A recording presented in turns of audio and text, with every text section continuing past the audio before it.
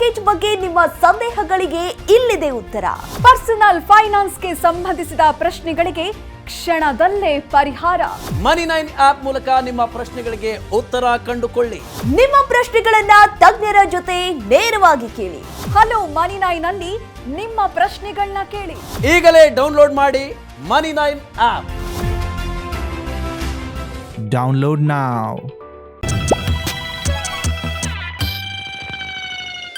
ನಮಸ್ಕಾರ, ಮನಿ9 ಕನ್ನಡದ ಎಕ್ಸ್ಪ್ಲೇನರ್ ಕಾರ್ಯಕ್ರಮಕ್ಕೆ ಸ್ವಾಗತ. ನಾನು ಮಲ್ಲನಗೌಡ ಮಾಲಿ ಪಾಟೀಲ್. ಬನ್ನಿ, ಇವತ್ತಿನ ಎಪಿಸೋಡ್ನಲ್ಲಿ ನಾವು ಪ್ರತಿ ತಿಂಗಳು ಪಡೆದುಕೊಳ್ಳುವಂತಹ ನಮ್ಮ ಸಂಬಳದ ಎಷ್ಟು ಭಾಗವನ್ನು ಉಳಿತಾಯಕ್ಕಾಗಿ ಮೀಸಲಿಡಬಹುದು ಎಂಬುದರ ಬಗ್ಗೆ ಒಂದಷ್ಟು ಡೀಟೇಲ್ ಆಗಿ ತಿಳಿದುಕೊಳ್ಳುವಂತಹ ಪ್ರಯತ್ನವನ್ನು ನಾವೀಗ ಮಾಡ್ತಾ ಹೋಗೋಣ.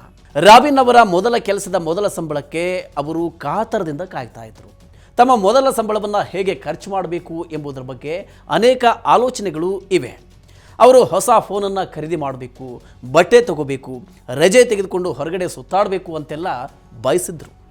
ಈಗಷ್ಟೇ ಕಾಲೇಜು ವಿದ್ಯಾಭ್ಯಾಸವನ್ನು ಮುಗಿಸಿ ಈಗಷ್ಟೇ ಕೆಲಸಕ್ಕೆ ಸೇರಿರುವ ಬಹುತೇಕರು ಹೇಗೆ ಖರ್ಚು ಮಾಡಬೇಕು ಅಂತ ಯೋಚನೆಯನ್ನು ಮಾಡಿಕೊಂಡಿರ್ತಾರೆ. ಇದರಲ್ಲಿ ತಪ್ಪೇನೂ ಕೂಡ ಇಲ್ಲ. ಆದರೆ ಜಾಗರೂಕವಾಗಿ ಖರ್ಚು ಮಾಡಬೇಕು, ಅದು ಸಮಯದ ಮಿತಿಯೊಳಗೆ ಮಾಡಬೇಕು. ನಿಮ್ಮ ಮೊದಲ 5 ರಿಂದ 6 ತಿಂಗಳ ಸಂಬಳವನ್ನು ನೀವು ಇಷ್ಟಪಡುವ ರೀತಿ ಖರ್ಚು ಮಾಡಬಹುದು. ಇದಾದ ಬಳಿಕವಾದರೂ ನಿಯಮಿತವಾಗಿ ಹೂಡಿಕೆ ಮತ್ತು ಉಳಿತಾಯವನ್ನು ಮಾಡುವಂತಹ ಅಭ್ಯಾಸವನ್ನು ನೀವು ರೂಢಿಸಿಕೊಳ್ಳಬೇಕು. ಇದಕ್ಕೆ ನೀವು ನಿಮ್ಮ ಸಂಬಳದ ಇಂತಿಷ್ಟು ಭಾಗವನ್ನು ಉಳಿತಾಯಕ್ಕೆ ಅಂತ ಮೀಸಲಿಡಬೇಕು ಅನ್ನೋದನ್ನು ತಿಳ್ಕೊಳ್ಬೇಕಾಗತ್ತೆ.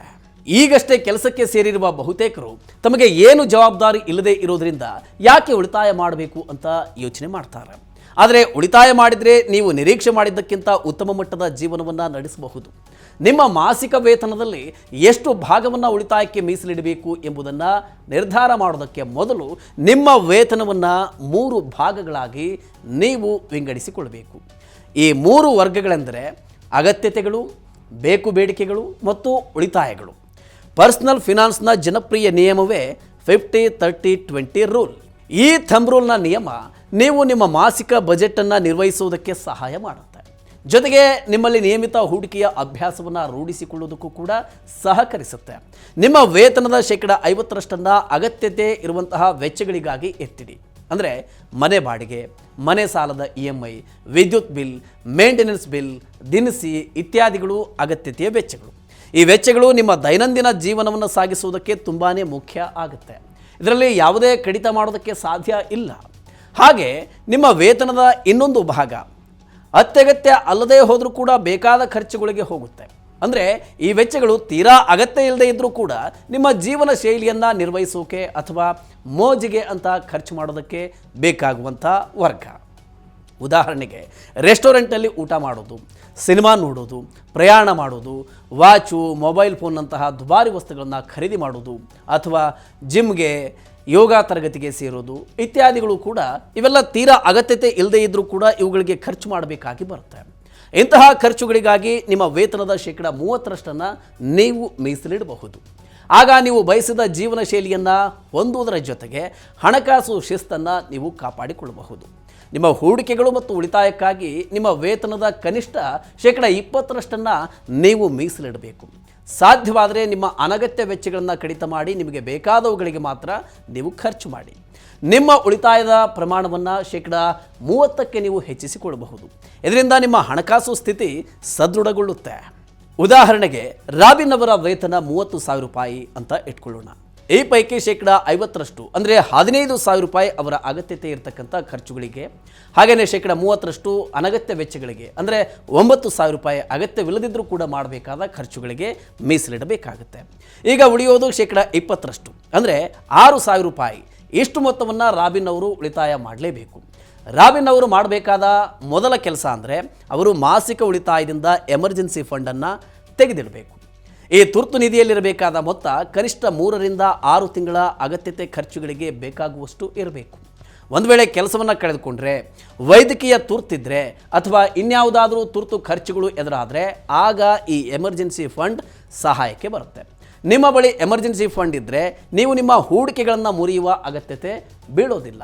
ಅಥವಾ ಹಣಕಾಸು ಮುಗ್ಗಟ್ಟಿನ ಪರಿಸ್ಥಿತಿಯಲ್ಲಿ ಸಾಲವನ್ನು ತೆಗೆದುಕೊಳ್ಳುವಂತಹ ಪರಿಸ್ಥಿತಿ ಉದ್ಭವ ಆಗಲ್ಲ. ಉಳಿತಾಯ ಮಾಡಿದರೆ ಅಥವಾ ಹೂಡಿಕೆಯನ್ನು ಮಾಡ್ತಾ ಇದ್ದರೆ ನಿಮಗೆ ಹಣದ ಕೊರತೆ ಎದುರಾಗಲ್ಲ. ನಿಮಗೆ ಅಗತ್ಯತೆ ಇದ್ದರೆ ನಿಮ್ಮ ಮಾಸಿಕ ಉಳಿತಾಯವನ್ನು ಸಂಪೂರ್ಣವಾಗಿ ಎಮರ್ಜೆನ್ಸಿ ಫಂಡ್ಗೆ ಮೀಸಲಿಡಬಹುದು.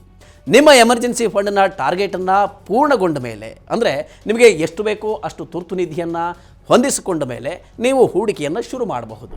ಇಲ್ಲವಾದಲ್ಲಿ ನೀವು ಉಳಿತಾಯ ಮಾಡ್ತಾ ಹಾಗೆ ಒಂದಿಷ್ಟು ಭಾಗವನ್ನು ಹೂಡಿಕೆ ಕೂಡ ಮಾಡಬಹುದು.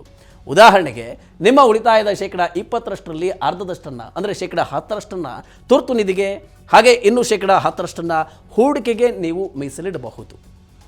ಆದಾಗ್ಯೂ ಹೂಡಿಕೆಗೆ ಮೊದಲು ನಿಮ್ಮನ್ನು ನೀವು ಕೆಲವು ಪ್ರಶ್ನೆಗಳನ್ನು ಕೇಳಿಕೊಳ್ಳಿ.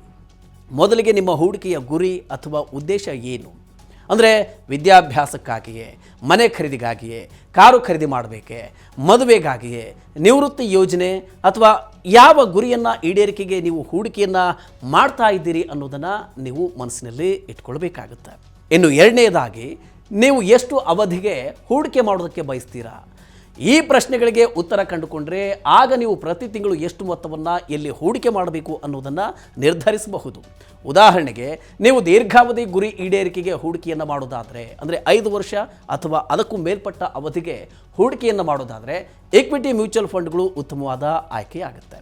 ಮತ್ತೊಂದೆಡೆ ಅಲ್ಪಾವಧಿಗೆ ಹೂಡಿಕೆಯನ್ನು ಮಾಡಬೇಕು ಅಂತಿದ್ರೆ, ಅಂದರೆ 1 ರಿಂದ 3 ವರ್ಷಗಳ ಅವಧಿಗೆ ಹೂಡಿಕೆಯನ್ನು ಮಾಡಬೇಕು ಅಂತಿದ್ರೆ ಈ ಡೆಟ್ ಮ್ಯೂಚುವಲ್ ಫಂಡ್ನಲ್ಲಿ ನೀವು SIPಯನ್ನು ಆರಂಭಿಸಬಹುದು. ಆದಾಗ್ಯೂ ಒಮ್ಮೆ ಹೂಡಿಕೆಗೆ ಮೊದಲು ಹಣಕಾಸು ಸಮಾಲೋಚಕರನ್ನು ಸಂಪರ್ಕಿಸಿ. ಅನೇಕ ಯುವಜನತೆ ಉಳಿತಾಯ ಮತ್ತು ಹೂಡಿಕೆ ಇವೆರಡನ್ನ ಒಂದೇ ಅಂತ ಭಾವಿಸಿದ್ದಾರೆ. ಆದರೆ ಅದು ಹಾಗಲ್ಲ. ಉಳಿತಾಯ ಅಥವಾ ಸೇವಿಂಗ್ಸ್ ಅಂದರೆ ನೀವು ಕಾಲಕ್ರಮೇಣ ಅಲ್ಪ ಮೊತ್ತವನ್ನು ಕೂಡಿಡ್ತಾ ಹೋಗಿ ಬೃಹತ್ ಮೊತ್ತವನ್ನು ಪೇರಿಸೋದು.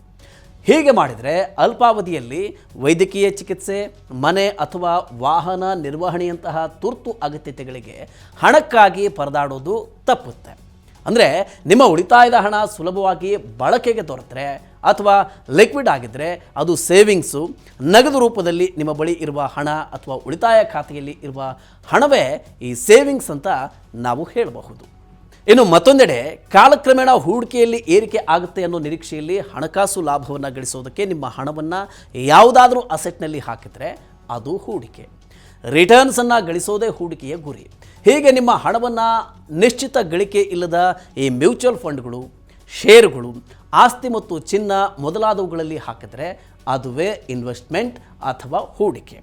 ಇದರ ಮೇಲೆ ಸಿಗುವ ರಿಟರ್ನ್ಸ್ ಸಂಪೂರ್ಣವಾಗಿ ಕಂಪನಿಯ ಪರ್ಫಾರ್ಮೆನ್ಸ್ ಅಥವಾ ಮಾರುಕಟ್ಟೆಯ ಸ್ಥಿತಿಗತಿಯನ್ನು ಆಧರಿಸಿರುತ್ತೆ. ಓಕೆ, ಹೀಗೆ ಈ ರೀತಿಯ ಇನ್ನಷ್ಟು ಮಾಹಿತಿ ಮತ್ತು ಪರ್ಸನಲ್ ಫಿನಾನ್ಸ್ ವಿಚಾರಗಳಿಗೆ ಡೌನ್ಲೋಡ್ ಮಾಡಿ Money9 ಕನ್ನಡ ಆ್ಯಪ್, ಹಾಗೂ ಯೂಟ್ಯೂಬ್ನಲ್ಲಿಯೂ ಸಬ್ಸ್ಕ್ರೈಬ್ ಆಗಿ, ಲೈಕ್ ಮಾಡಿ, ಶೇರ್ ಮಾಡಿ. Thank you.